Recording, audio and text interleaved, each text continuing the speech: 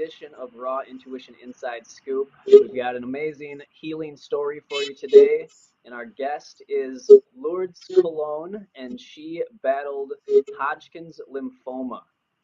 She had some decisions to make, whether she wanted to go the alternative route or go the mainstream route, and we're going to go over that with her today and see what she chose, how it worked out for her, and just some of the experiences that she had during that whole process of healing and just dealing with life during something so extreme like that. So Lourdes, thank you for joining us. I really appreciate you taking the time out of your day to share your story. Thank you. It'd be great. I love being in shows like this where it's educating people. Yeah, So we definitely need so much of that. There's so many healing stories out there that can inspire people to, look a different way than what's generally accepted, and I think you're a perfect example of that. Can you start off with just a little bit of your background and kind of what led up to your diagnosis with Hodgkin's lymphoma? Sure. Yeah. Well, I'm an actress, and I was on set filming. And on one of the occasions, no matter what I did, I just couldn't get enough rest. I kept taking naps and waking up and still waking exhausted, and I just could not get myself to shake the exhaustion off. And I didn't put two and two together. I just thought maybe it's because we were shooting at night and I just couldn't catch up. And then when we were done, I still was exhausted. And then I was shooting this film where I was changing clothes, and because it was bloody, bloody, syrup colored stuff. And in the middle of it, I found this lump in my breast, and I was like, oh, that's weird. It was very, very visible. So I showed it to the producer's wife, and she's like, oh, it's probably nothing. And I'm like, yeah, it's probably nothing, no big deal. We always panic, and it's really nothing. And I'm one of the people that I hate going to doctors, so there's no reason to worry that I'm not going to go to the doctor. So I didn't go, and again, the progression of exhaustion continued, and then it started getting one on the neck. And then I finally was like, okay, I should just go to the doctor and see what it was. And so they quickly went through these steps of first scanning it, and then they showed that it was Hodgkin's, but they didn't know which one, if it was non or Hodgkin's lymphoma. So it was non-Hodgkin's lymphoma or lymphoma. So we did the test, found out it was Hodgkin's lymphoma. Okay. And then that's when the doctor went on to say, so this is what we're going to do. I'm going to send you to this other doctor, and they're going to put this report in. So she went through these entire instructions of what I was going to do. And so as she was talking, I was thinking, okay, the past few years I've been wanting to inspire the world. Here's my opportunity. I couldn't figure out what. It just showed up for me. So this is what's going to be. I'm going to pick up a camera. I'm going to figure this out, and I'm not doing it conventional. So when she was done talking, she was shocked because I didn't respond to her. Like, oh my God, I was too focused on what I needed to do. Yeah. So she responded like, so what do you think of this? And I said, well, I think it sucks. And then from there, I left. I called my husband. I told him the results. And then there was a pause after I told him, but I'm not going to do conventional medicine. I'm going to do it all natural. He was not cool with it. But he learned quickly that he had to get on board and be team or kind of step away because I needed to really be focused on healing. And that's how it started. I literally just started researching and figuring out what I was going to do. Okay. Did you have the same sort of reaction from others as well, family and friends that thought maybe you should reconsider that decision? Yeah. I had my sisters telling me I was stupid. I had quite a few friends telling me I was stupid. I had my brother, who I love him dearly. Now he's completely vegan, by the way, but at the time that he was very hardcore for medical establishment, he said, okay, I'll see you at your funeral. And those kind of things. So it was that kind of that I was going through. And a bunch of emails, but it was interesting because when I posted on Facebook what I was going to do, all the emails rushed in, and I had half the people saying I was nuts and I need to listen to the doctor. Or I had another half of the people that were saying, this is great, here's some information, you should check this out, you should check out Alcohol Institute in San Diego, you should read this book. I mean, just a plethora of information. I bet, yeah. Yeah. Wow. Okay, so have you always been like a holistic-minded person, health conscious, or was this what was it that led you to really consider, going alternative routes? I think it's because, I mean, I doctors, and I was never a good patient because anytime they wanted me to do something, if it didn't make sense to me, I just didn't do it. Mm-hmm. It frustrated a lot of doctors. You're just like, but it was only because I guess just it was always me. Like something in me always just didn't. I always followed my gut. Mm-hmm. So it didn't sound right. I just didn't do it. And so for me, after watching so many of my friends and family do everything the doctors said to do when they were fighting cancer, and watching many pass away afterwards, and those that survived despite chemotherapy and radiation, have so many health issues. Like they have so many health issues. Yeah. And it's permanent. Here they are, their immune system is shot. I have a sister who her immune system is completely shot. She's always has issues, health issues and stuff, and ended up with cancer again. And many of them that I know end up with cancer again, and then cancer again, and they just go back and keep doing the same thing. And I didn't understand why someone would do something that was destructive to the body to try to heal the body. Like that just didn't register in my mind. So I was like, no, I need to build my body to heal my body. Mm. Yeah. So, what was it like at your worst point? How did the entire healing process go? Was it smooth, quick recovery, or it could have been quick recovery. It could have been a quick recovery, but I was determined to show people things that happen when you do things. So I used myself as a guinea pig. So I started the microbiotic diet, and I didn't see quick results. That one was a very slow process. I dropped a lot of weight, which I was already doing anyway because of the whole cancer thing. But I think it's because it was still cooked foods.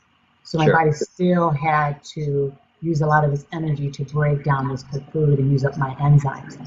And then I went to Optimal Institute and learned quickly how you can actually heal your body through everything being raw. And it was all vegan and there was nothing cooked. Yeah. And there's where I saw quick response. Like my body really reacted to that. Like you see the tumor shrinking quickly. I couldn't sleep on my right side. I could sleep on my right side within a few days. Wow. I saw stuff coming out. I was doing wheatgrass shots galore. I can't stand the taste, but it's so amazing for you. Alkalizing, Yeah, it's very, very alkalizing. And then we had to do like half our body weight in ounces of water on a daily basis, and we were juicing, and we did the wheatgrass enemas, and we did colonics. It was just a whole process of stuff, and that's where I saw an enormous change, where it was like almost all the cancer was gone. And then I decided I needed to show, because I learned in this one book called Outsmart, was it Outsmart Cancer? I don't know. I read so many books, but it was one that talked about PT CAT scans. Okay. And it's a scan that they do pretty much to all cancer patients, and it's radioactive sugar that they use. Both things that not only cause cancer but feed cancer. Sure. I thought, wow, do people know that when they do these tests, they're actually spreading their cancer? So I decided, because I actually did a documentary on it. I documented everything. And in that I saw, well, if you're doing this test, how do they know how far you are if that last test you just started spreading it again anyway? And I thought I should record this now that the cancer is almost gone, do this test and show how it spreads it. And what was interesting, which is in my book, is For some reason, they knew I was doing a documentary. Um, they knew the stuff I was doing. I was being questioned when I went there about all that, and I'm like, oh, that's weird. And then when they did the PT CAT scan, they did it differently than they've done any other time. They did a PT CAT scan on me. Really? Yeah, they added this additional thing that they came into the room with this. It was like a metal box. The guys I covered up brings this thing and opens it up, and I jokingly said, "Wow, this is like weird, futuristic, like in a movie." Didn't even respond to anything I said, and he took out this big metal syringe, maybe made out of steel or lead, but it was just I've never seen this before. And so he injected that in, and then he used the actual other tube that was the actual PT CAT scan thing. And when he did that, I immediately felt like the cancer just spreading Really? badly. And I was like, this is not good. So that's when everything turned south real fast. And no matter what I did, I couldn't undo it. Continued my juicing and everything, and cancer just kept spreading and spreading and spreading. And then I got to a point where I had like 1 week left to live. Wow. I was barely breathing, and I had 5% usage of blood at the time. I'm good now. Wow. So what was it at that point that ended up turning it back around? I literally laid in bed and I prayed out to the universe, to God, higher self, and I said, find me someone who can undo this that has nothing to do with conventional medicine. And within a day, a friend of mine called me and said, I have this friend, he's a doctor from Mexico. He lives in San Diego. You should see him. He does everything non-toxic. And at the time, I was like, oh my gosh, thank goodness, because I'm barely breathing right now. And so we got there, we found out he could do this stuff non-toxic. I quickly raised money, got there within the end of the week. How I survived that, I till this day, I can't even understand. But I did get there. They immediately put like a PICC line and put all these non-toxic treatments in my body. And I had to do the water that they gave me and some really nasty drinks I had to drink. We did this, was it the detox with your feet in the water? Oh, yeah. That was awesome. That got really nasty. We did that on a daily basis. I had 4 coffee enemas on a daily basis. I had the pure nutritional stuff going into my body daily. I did this thing where they put it's an herb that goes under your tongue, and after 24 hours you go under the light, and that sets off oxygen to the cancer, which kills it. And that one was probably my favorite treatment because that's the one I felt quickly. Like I can't even begin to tell you how fast it just started going away. And I'm like, what is this stuff? Wow. So by the 3rd week, I was cancer-free. Wow. Okay. So from the start of that treatment, 3 weeks later, it was you were cleared of cancer. I went from having cancer from in every part of my body to no cancer at all. Wow. Okay. So what about with the raw food aspect, where you were getting close? What was like the timeline for that, do you think? Oh, geez, that one was pretty fast. When I was doing, because I went to Up North Institute for 3 weeks and it was all raw juicing diet. And with those 3 weeks, I hardly had any cancer left. Yeah. That was with, like you could see it because I was so skinny, you could see the tumors. Okay. So not that I'm big now, but I was really skinny then. I was like 70 pounds. Right now I'm 120. And everybody's like, you're not 120. I'm like, I'm 120. It looks like 120, but I'm 120. And at that time I was 70, so I was really bony. Wow. So you could see it very visually. And when I did the raw foods, I was there for 3 weeks. And in fact, actually, the first week I was there, I saw the results immediately. And that was just raw, juicy, vegan diet. Mm-hmm. Amazing. So nourished, balanced, and plants. Yeah. So I saw you. So you mentioned you're doing the documentary, and I saw in there you had a tumor in your armpit that I believe you referred to as the baby head. Yep. Yeah. looks like a baby's head coming out of your armpit there. Yes. What That was was that? after the PT CAT scan. Okay, okay. Hmm. I bet that was pretty scary. Yeah, I was like, oh wow. I mean, it was like here, my right breast had gotten so large, like my nipple literally scabbed open. Wow. It's like it was everywhere. It was so, like, and no matter what I was doing, so I don't know whatever they injected me with that caused it to spread faster than norm. Hmm. Uh, it was like almost glue. It was not letting anything I did come out. It was really, really weird. Mm. I mean, there was a lot of weird things that occurred right before that. I had somebody call my doctor that I was seeing, who supported me doing it naturally, Mm. and pretend to be my dad to get information. Oh yeah. Yeah, it was really weird. And so he's like, and I was like, no, it couldn't have been my dad. And he goes, well, you're the only Lourdes client out here. I'm like, yeah, but my dad's in Puerto Rico and he doesn't speak English, and there's no way he would have known who to call and what to say. So that was little things, weird things occurred up, on its way to my PT CAT scan. Okay. So it was a learning experience to kind of step back from sharing so much on social media when I was like, I'm going to talk about how bad pharma is. And then it was like, ooh, I better shut up a little bit. Yeah. Yeah. Wow. Wow, that's amazing.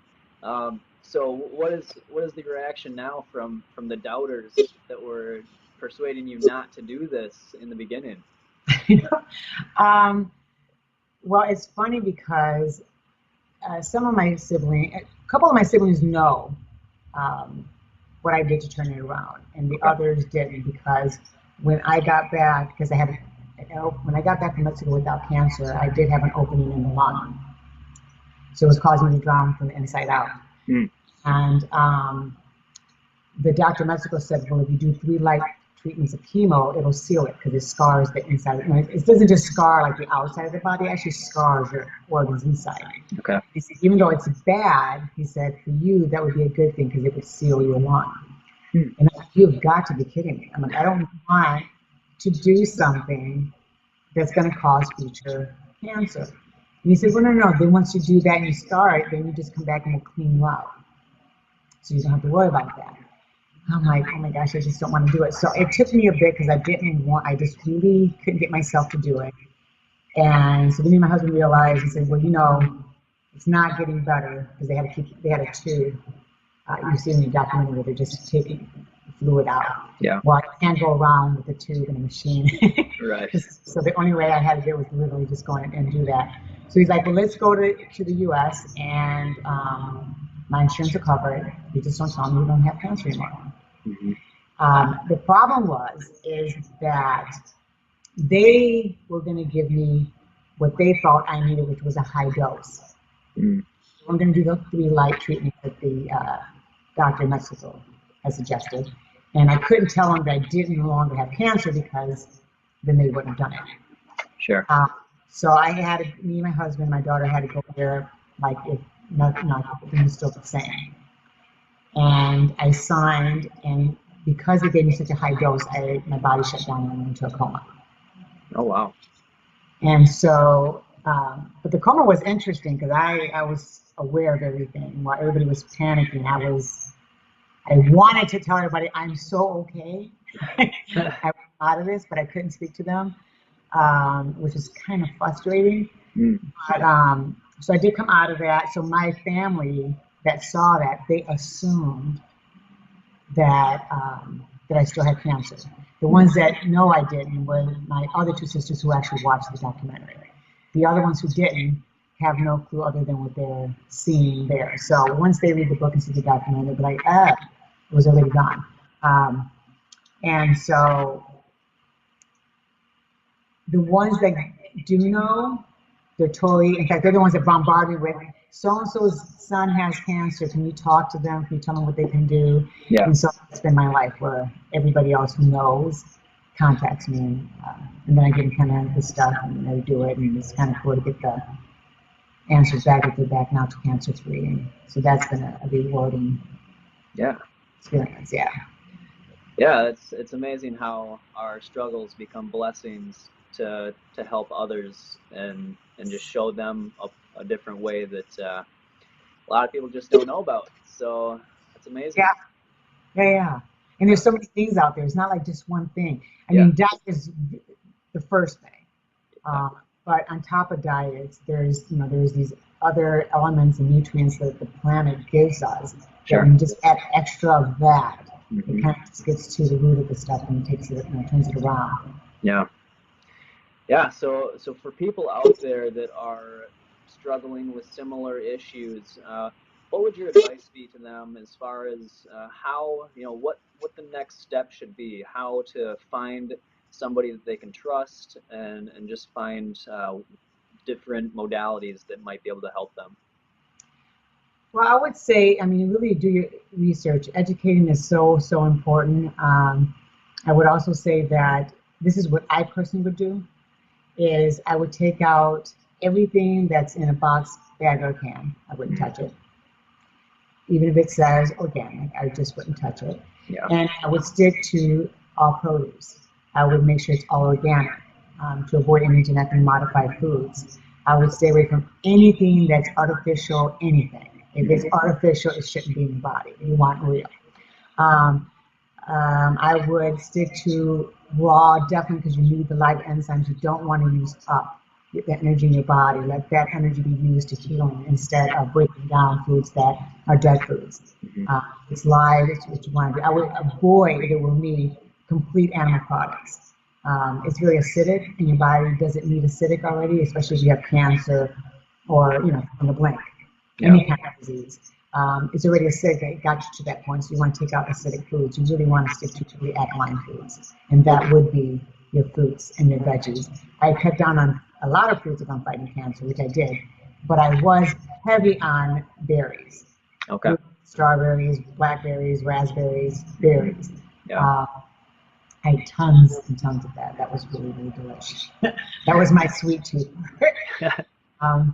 And there's so many things that look for in your body. I would say look up things that put back in the minerals, because we really do need minerals, and we think that we have sufficient minerals, but we don't, because a lot of our food is depleted from it because our ground is depleted. Yeah. So I personally like Supreme Fulvic that I get online, and it's got all the minerals in there.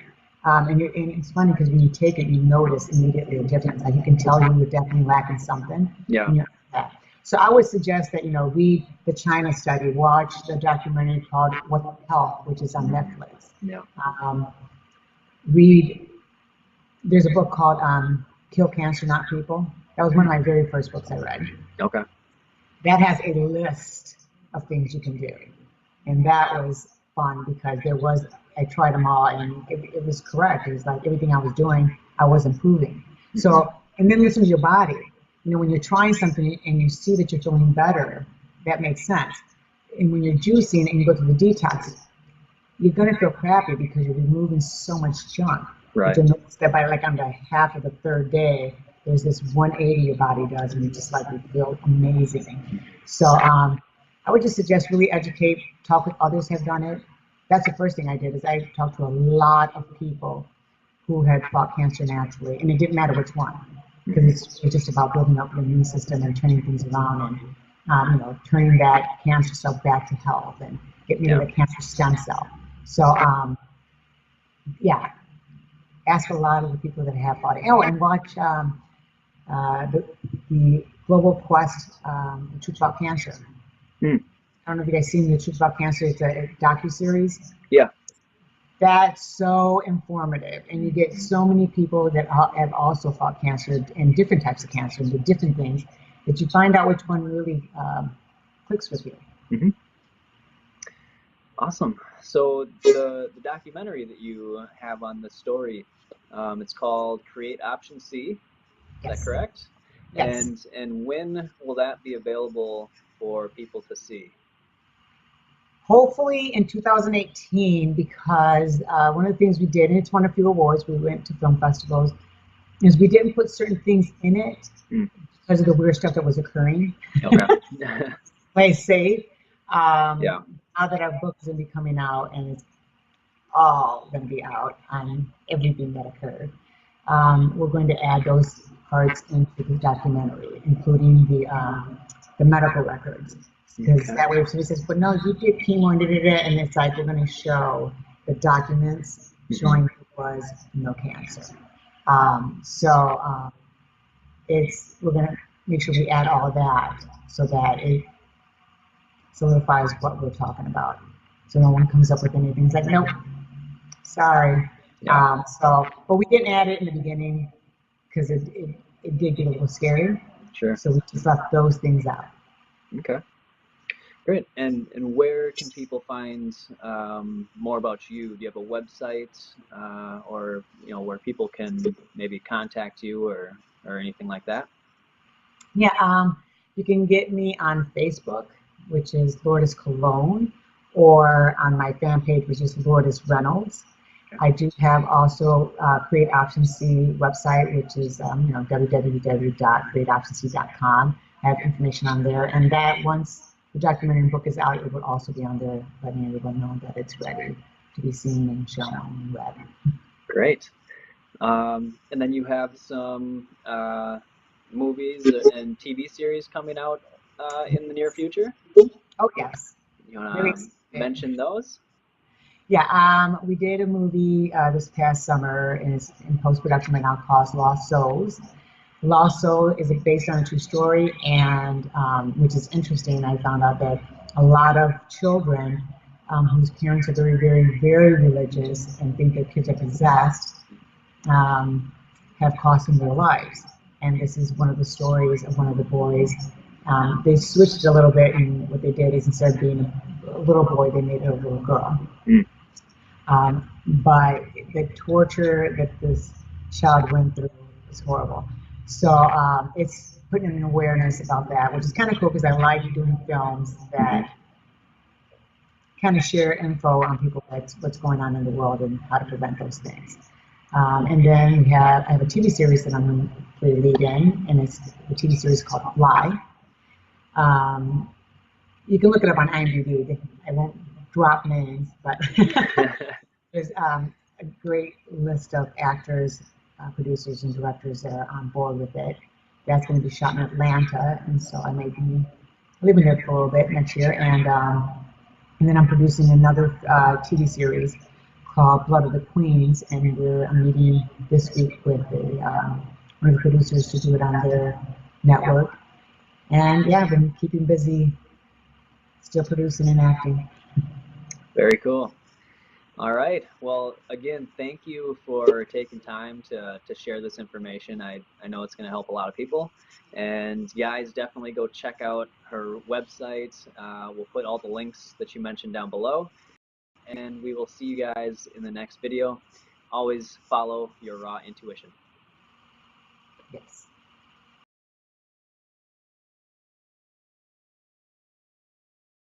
Detoxify your mind and body. Be the change you want to see. Small steps towards living better.